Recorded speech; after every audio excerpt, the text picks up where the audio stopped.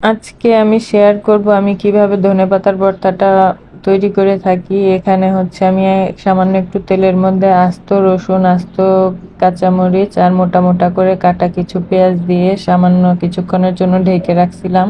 তারপর এখানে আমি ধনেপাতাগুলো দিয়ে সামান্য একটু লবণ দিয়ে ঢেকে রেখে দিব, তো যেন এটা একদম সিদ্ধ হয়ে কমে আসে।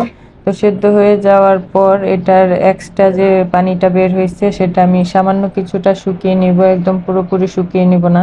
পুরোপুরি শুকিয়ে নিলে ভর্তাটা আসলে খেতে বেশি একটা ভালো লাগবে না। আর পেঁয়াজ, কাঁচামরিচ, রসুন এগুলো কিন্তু একদম লাল লাল করে ভাজবো না, সেদ্ধ হওয়ার আগ পর্যন্ত একটু ভেজে নিলেই হবে।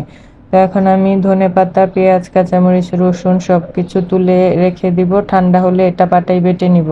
তো প্রথমে আমি ভাবছিলাম যে এটা পাটায় বেটে নিব, পাটায় বাটা ভর্তাই খেতে ভালো হয় বেশি, কিন্তু পরে সময়ের অভাবে আসলে এটা পাটায় বাটতে পারিনি, আমি ব্লেন্ড করে নিয়েছি, এর জন্য একটু এরকম দানা দানা রয়েছে।